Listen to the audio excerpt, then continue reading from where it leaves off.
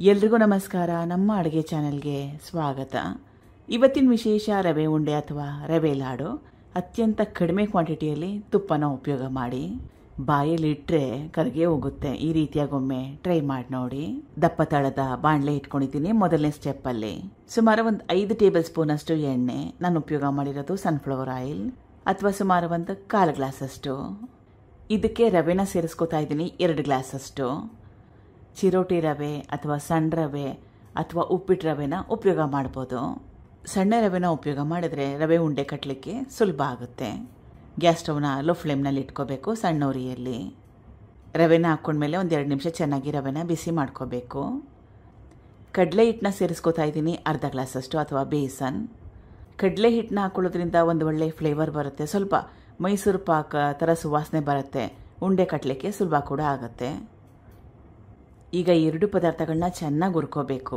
ನೆನ್ಪಿಟ್ಕೊಳ್ಳಿ, gas ಸ್ಟವ್ನ low ಫ್ಲೇಮ್ನಲ್ಲಿ ಇಟ್ಕೋಬೇಕು. ತಾಳ್ಮೆಯಿಂದ ಹುರ್ಕೋಬೇಕು ಇದನ್ನು. ಹೈ ಫ್ಲೇಮ್ ಬೇಡ. ರವೆನ ಸೀದಿಸ್ಕೊಳಕ್ಕೆ ಹೋಗಬೇಡಿ. ರವೆ ಏನಾದರೂ ಸೀದೋದ್ರೆ ರವೆ ಉಂಡೆ ಮಾಡಿದ್ರೆ ಚೆನ್ನಾಗಿರಲ್ಲ, ಸೀದೋಗಿರೋ ವಾಸನೆ ಬರುತ್ತೆ. ಆವಾಗ ಕಲಿಸ್ತಾ ಇರಬೇಕು. ಕಂಟಿನ್ಯೂಸ್ ಆಗಿ ಕಲಿಸೋ ಅವಶ್ಯಕತೆ ಇಲ್ಲ, ಆಗಾಗ ಕಲಿಸ್ತಾನೆ ಇರಬೇಕು. ಕುಟ್ಟಿಟ್ಕೊಂಡಿರೋ ಏಲಕ್ಕಿ ಸುಮಾರು ಒಂದು 3ರಿಂದ 4 ಏಲಕ್ಕಿನ ಉಪಯೋಗ ಮಾಡ್ತಾ ಇದ್ದೀನಿ. ಈಗ ರವೆನ ಚೆನ್ನಾಗಿ ಹುರ್ಕೊಂಡಿದ್ದೀನಿ. ಸುಮಾರು ಒಂದು 12 ನಿಮಿಷ ಹುರ್ಕೊಂಡೆ ಗ್ಯಾಸ್ ಸ್ಟವ್ನ ಲೋ ಫ್ಲೇಮ್ನಲ್ಲಿ ಇಟ್ಕೊಂಡು. ಒಣಕೊಬ್ಬರಿ ತುರಿನ ಮಿಕ್ಸಿಯಲ್ಲಿ ಚೆನ್ನಾಗಿ ಪುಡಿ ಮಾಡಿಕೊಂಡು ಸೇರಿಸ್ಕೊತಾ ಇದ್ದೀನಿ. ಸುಮಾರು ಒಂದು 1/2ದಿಂದ 3/4 ಗ್ಲಾಸ್ ಅಷ್ಟು. ಮೊದಲು ಒಣಕೊಬ್ಬರಿ ಕಪ್ಪು ಭಾಗನ ತೆಗೆದು ತುರಿದು ಮಿಕ್ಸಿಯಲ್ಲಿ 1 ರೌಂಡ್ ಹಾಕೊಂಡಿದ್ದೀನಿ. ಒಣಕೊಬ್ಬರಿ ಹಾಕೊಂಡ್ಮೇಲೆ ಮತ್ತೊಮ್ಮೆ ತುಂಬಾ ಜಾಸ್ತಿ ಹೊತ್ತು ಹುರ್ಕೊಳ್ಳೋ ಅವಶ್ಯಕತೆ ಇಲ್ಲ. 2 ನಿಮಿಷದವರೆಗೂ ಬಿಸಿ ಮಾಡಿಕೊಂಡ್ರೆ ಸಾಕಾಗತ್ತೆ. ಈಗ ಎಲ್ಲ ಪದಾರ್ಥಗಳನ್ನ ಚೆನ್ನಾಗಿ ಹುರ್ಕೊಂಡಿದ್ದೀನಿ. ಮತ್ತೊಂದು ಸ್ಟೆಪ್ ಇದೆ, ಮತ್ತೊಂದು ಮುಖ್ಯವಾಗಿರೋ ಸ್ಟೆಪ್ ಇದೆ. ಬಾಣಲೆ ಇಟ್ಕೊಂಡಿದ್ದೀನಿ. ಸಕ್ಕರೆ 1.5 ಗ್ಲಾಸ್ ಅಷ್ಟು ಉಪಯೋಗ ಮಾಡಿದ್ರೆ ಸಾಕಾಗುತ್ತೆ. ಮನೆಯಲ್ಲಿ ಪುಡಿ ಸಕ್ಕರೆ ಉಳಿದಿತ್ತು 1.5 ಗ್ಲಾಸ್ ಅಷ್ಟು. ಆಮೇಲೆ ಸುಮಾರು ಒಂದು 1/4 ಗ್ಲಾಸ್ ಅಷ್ಟು ಸಕ್ಕರೆನ ಉಪಯೋಗ ಮಾಡಿದೆ. ಹೇಳಿರೋ ಪ್ರಪೋರ್ಷನ್ನ ಫಾಲೋ ಮಾಡಿ. 2 ಗ್ಲಾಸ್ ರವೆಗೆ 1.5 ಗ್ಲಾಸ್ ಅಷ್ಟು ಸಕ್ಕರೆ ಸಾಕಾಗುತ್ತೆ. ಸಾಕಷ್ಟು ಸಿಹಿ ಬರುತ್ತೆ ಈ ಪ್ರಪೋರ್ಷನ್ನಲ್ಲಿ ಮಾಡಿಕೊಂಡ್ರೆ. ಸಕ್ಕರೆ ಕರಗಲಿಕ್ಕೆ 1/2 ಗ್ಲಾಸ್ ಅಷ್ಟು ನೀರು. ಸಕ್ಕರೆನ ಒಂದೆಳೆ ಪಾಕ ತೆಗಿಬೇಕು. ಬೇಗ ಆಗೋಗುತ್ತೆ. ಗ್ಯಾಸ್ ಸ್ಟವ್ನ ಹೈ ಫ್ಲೇಮ್ನಲ್ಲಿ ಇಟ್ಕೊಂಡ್ರೆ 5 ನಿಮಿಷ ಸಾಕು ಈ ಪ್ರೋಸೆಸ್ ಮಾಡಲಿಕ್ಕೆ. ನೋಡಿ, ಈಗ ಎಳೆ ಪಾಕ ಬಂದಿದೆ. ಸ್ವಲ್ಪ ಇಷ್ಟರ ಮಟ್ಟಕ್ಕೆ ಪಾಕ ಬಂದರೆ ಸಾಕಾಗತ್ತೆ. ರವೆನ ಹುರ್ಕೊಂಡಿದ್ನಲ್ಲ, ಅದಕ್ಕೆ ಸೇರಿಸ್ಕೊತಾ ಇದ್ದೀನಿ. ಎಲ್ಲವುದನ್ನು ಒಟ್ಟಿಗೆ ಹಾಕ್ಕೊಳಕ್ಕೆ ಹೋಗ್ಬೇಡಿ. ಸ್ವಲ್ಪ ಹಾಕ್ಕೊಳ್ಳಿ, ಚೆನ್ನಾಗಿ ಕಲಸಿ ಮತ್ತೊಮ್ಮೆ ಸೇರಿಸಿ ಆ ರೀತಿಯಾಗಿ ಮಾಡ್ತಾ ಹೋಗಿ. ಕಲಿಸ್ಕೊಂಡಿದ್ದಾಗಿದೆ. ಮತ್ತೊಂದು ಸ್ಟೆಪ್ಪು ಬಾಕಿ ಇದೆ. ಸಣ್ಣದೊಂದು ಬಾಣಲೆ ಇಟ್ಕೊಂಡಿದ್ದೀನಿ. ದೊಡ್ಡ ಚಮಚದಲ್ಲಿ 1 ಚಮಚದಷ್ಟು ತುಪ್ಪ.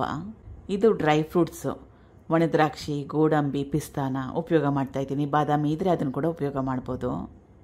1-2 ನಿಮಿಷ ಬಿಸಿ ಮಾಡ್ಕೋಬೇಕು ಈ ಪದಾರ್ಥಗಳನ್ನ ಹಾಕ್ಕೊಂಡ್ಮೇಲೆ. ಈಗಿದ್ದಾಗಿದೆ. ಗ್ಯಾಸ್ ಸ್ಟವ್ನ ಆಫ್ ಮಾಡ್ಕೋಬೇಕು. ರವೆ ಮಿಶ್ರಣಕ್ಕೆ ಸೇರಿಸ್ಕೋತಾ ಇದ್ದೀನಿ. ತುಂಬಾ ಜಾಸ್ತಿ ಬಿಸಿ ಇರುತ್ತೆ ಸ್ಟಾರ್ಟಿಂಗಲ್ಲಿ. ಉಂಡೆ ಕಟ್ಟಲಿಕ್ಕೆ ತುಂಬ ಕಷ್ಟ ಆಗುತ್ತೆ.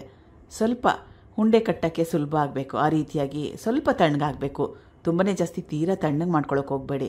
ಆಮೇಲೆ ಉಂಡೆ ಕಟ್ಟಲಿಕ್ಕೆ ಕಷ್ಟ ಆಗುತ್ತೆ, ಗಟ್ಟಿಯಾಗೋಗುತ್ತೆ. ಅದಕ್ಕೋಸ್ಕರ ಸ್ವಲ್ಪ ಉಂಡೆ ಕಟ್ಟೋಕ್ಕೆ ಸುಲಭ ಆಗಬೇಕು, ಕಂಫರ್ಟಬಲ್ ಆಗಿರಬೇಕು. ಅಲ್ಲಿವರೆಗೂ ತಣ್ಣಗಾದರೆ ಸಾಕು. ಈಗ ಸ್ವಲ್ಪ ತಣ್ಣಗಾಗಿದೆ, ಗಟ್ಟಿ ಕೂಡ ಬಂದಿದೆ. 1 ಚಮಚದಷ್ಟು ಕಾಯಿಸಿಟ್ಕೊಂಡಿರೋ ಹಾಲನ್ನ ಸೇರಿಸ್ಕೊತಾ ಇದ್ದೀನಿ. 1 ಚಮಚದಷ್ಟು ಕಾಯಿಸಿಟ್ಕೊಂಡಿರೋ ಹಾಲನ್ನ ಸೇರಿಸ್ಕೊತಾ ಇದ್ದೀನಿ. ಟೋಟಲ್ಲಾಗಿ 2ರಿಂದ 3 ಚಮಚ ಹಾಲನ್ನ ಉಪಯೋಗ ಮಾಡಿದ್ರೆ ಸಾಕಾಗುತ್ತೆ. ತುಂಬಾ ಜಾಸ್ತಿ ಬಿಸಿ ಇದ್ದಾಗ ಉಂಡೆ ಕಟ್ಕೊಂಡ್ರೆ ಹಾಲಿನ ಅವಶ್ಯಕತೆ ಇಲ್ಲ. ಅಷ್ಟು ಬಿಸಿಯಲ್ಲಿ ನನಗೆ ಉಂಡೆ ಮಾಡಲಿಕ್ಕೆ ಆಗೋದಿಲ್ಲ, ತುಂಬಾ ಕೈ ಬಿಸಿ ಆಗೋಗುತ್ತೆ. ಅದಕ್ಕೋಸ್ಕರವಾಗಿ ಸ್ವಲ್ಪ ತಣ್ಣಗಾಗಲಿ ಅಂತ ವೆಯ್ಟ್ ಮಾಡ್ತಾ ಇದ್ದೆ. ಉಪ್ಪಿಟ್ಟು ರವೆಗಿಂತಲೂ ಸಣ್ಣ ರವೆನ ಉಪಯೋಗ ಮಾಡಿದ್ರೆ ಉಂಡೆ ಕಟ್ಟಲಿಕ್ಕೆ ಸುಲಭ ಆಗುತ್ತೆ. ಮೊದಲೇ ಹೇಳ್ದಂಗೆ ಸ್ವಲ್ಪ ಕಡಲೆ ಹಿಟ್ಟು ಹಾಕೊಳ್ಳೋದ್ರಿಂದ ಫ್ಲೇವರು ಚೆನ್ನಾಗಿ ಬರುತ್ತೆ, ಕರೆಕ್ಟಾಗಿ ಹೊಂದ್ಕೊಳ್ಳುತ್ತೆ ಕೂಡ. ಈಗಿದಾಗಿದೆ. ಮಿಕ್ಕಿರೋದಕ್ಕೆ ಸೇಮ್ ಪ್ರೊಸೆಸ್ನ ಫಾಲೋ ಮಾಡಿ.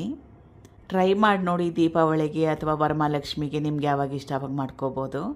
Thank you for watching. ಧನ್ಯವಾದಗಳು.